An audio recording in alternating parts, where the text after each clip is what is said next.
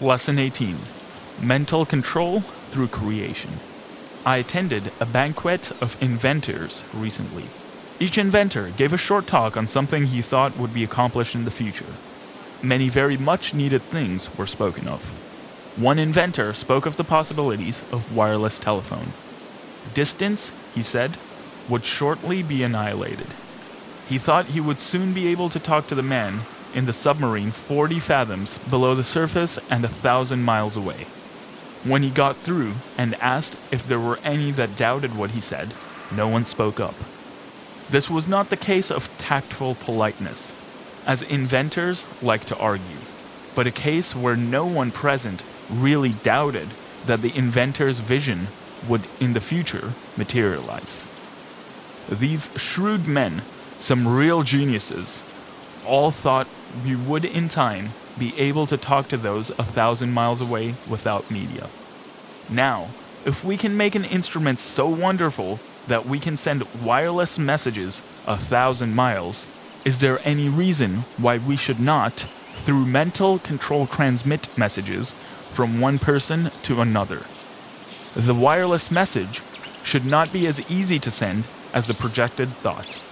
The day will come when all businesses will employ highly developed persons to send out influences. These influences will be so dominating that employees will be partly controlled by them, and so you will profit more and more by your mental powers and depend on them to draw to you all forces of a helpful nature. You will be constantly sending out suggestions to your employees and friends. They will receive these unconsciously, but in case yours is the stronger personality, they will carry them out, the same as if you had spoken them. This is being done even today. A finely organized company secures the combined effort of all its men. They may be doing a different kind of work, but all work to bring about the very best results. The whole atmosphere is impregnated with a high standard of workmanship. Everyone feels he must do his best. He could not be in such surroundings and be satisfied to do anything but his best work. A business will succeed only to the extent that the efforts of all are coordinated towards one result. At least one person is needed to direct all towards the desired end. The person at the head does not have to exactly outline to the others what steps to take, but he must possess the mental power of control over others. An up-to-date business letter is not written in a casual and commonplace way today. The writer tries to convey something he thinks the receiver will be interested to know. In this way, he awakens a responsive spirit. Sometimes, the addition of a word or two will change the letter to one that compels a response. It is not always what is actually in a letter, but the spirit which it breathes that brings results.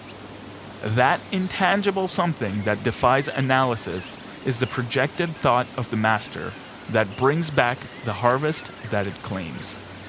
But we should not always claim success for ourselves only. If you are anxious that some friend or relative should succeed, think of this person as becoming successful. Picture him in the position you would like to see him in. If he has a weakness, desire and command that it be strengthened. Think of his shortcomings, which belong to his negative natures, as being replaced by positive qualities. Take a certain part of the day to send him thoughts of an upbuilding nature. You can, in this way, arouse his mental powers into activity, and once aroused, they will assert themselves and claim their own.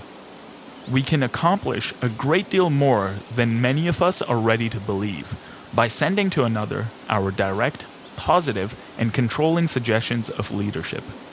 But whether a man is a success or not is greatly determined by the way he acts on the suggestions he receives.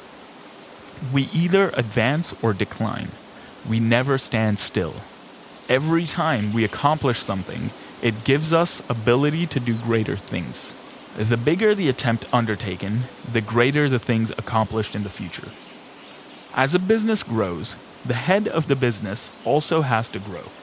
He must advance and be ever the guiding influence. By his power to control, he inspires confidence in those associated with him. Often, employees are superior to their employers in some qualities, and if they had studied instead of neglected their development, they could have been employers of more commanding influence than those whom they serve. Through your mental power, you can generate in another enthusiasm and the spirit of success, which somehow furnishes an impetus to do something worthwhile. In concentrated mental control, there is a latent power more potent than physical force. The person becomes aware that the attitude of mind has a power of controlling, directing, and governing other forces. He has been placed in an attitude capable of acquiring that which he desires. All of us, no matter how strong we are affected by the mental forces of our environment. There is no one that can remain neutral to influences. The mind cannot be freed from the forces of a place. If the environment of your place of business is not helpful, it will be harmful. That is why a change of position will often do a person a great deal of good.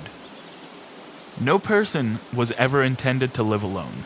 If you are shut up with only your own thoughts, you suffer from mental starvation. The mind becomes narrow. The mental powers weaken. Living alone often causes some of the milder forms of insanity.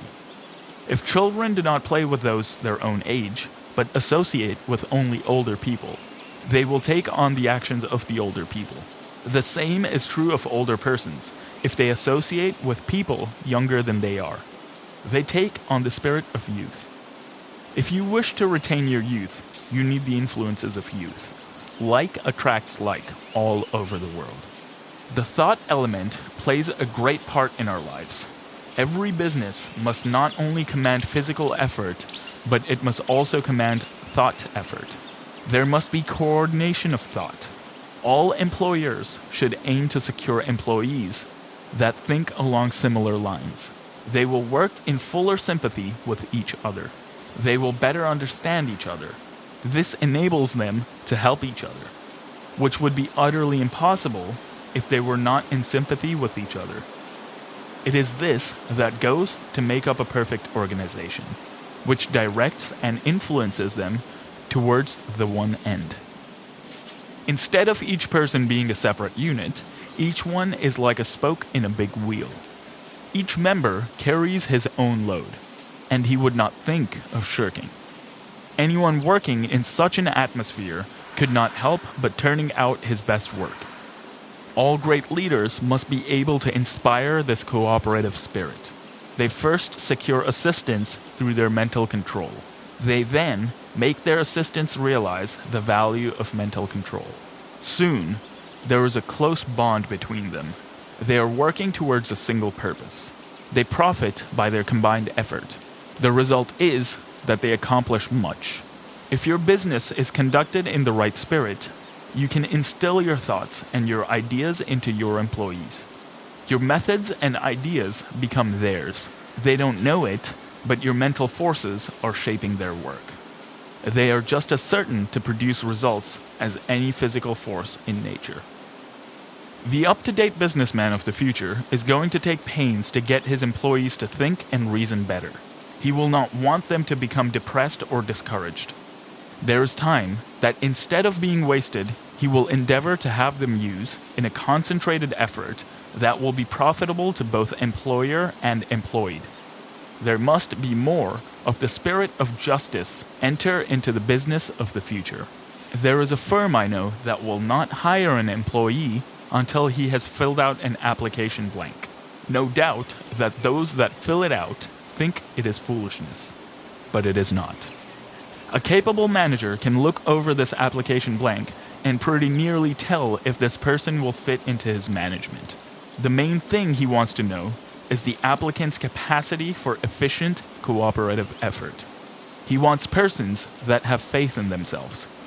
He wants them to realize that when they talk of misfortunes and become blue, they are likely to communicate the same depressing influence to others. The up-to-date manager wants to guard against hiring employees who will obstruct his success. You must realize that every moment spent in thinking of your difficulties of the past, every moment spent in bad company, is attracting to you all that is bad, is attracting influences that must be shaken off before you can advance. Many firms prefer to hire employees that never worked before so that they have nothing to unlearn. They are then not trained, but have no bad business habits to overcome. They are more easily guided and grasp the new methods more effectively because they are not contrary to what they have already learned. They are at once started on the right road, and as they cooperate readily, they receive the mental support of the management in learning the methods that have been perfected. This inspires confidence in themselves, and they have soon become efficient and finally skilled workers. Most big business firms today employ efficiency experts. Each day or week, they are in a different department. They earn their money because they familiarize persons with very little business experience with plans that has taken the expert years of training and much money to perfect. The attitude we take has a great deal more to do with our success than most of us realize. We must be able to generate those forces that are helpful. There is a wonderful power in the thought, rightly controlled and projected, and we must, through concentration, develop this power to the fullest possible extent. We are surrounded by many forces of which we know but little at present. Our knowledge of these is to be wonderfully increased. Each year, we learn more about these psychic forces which are full of possibilities, of which we are not even dimly conscious. We must believe in mental control, learn more about it, and use it, if we want to command these higher powers and forces which will unquestionably direct the lives of countless future generations.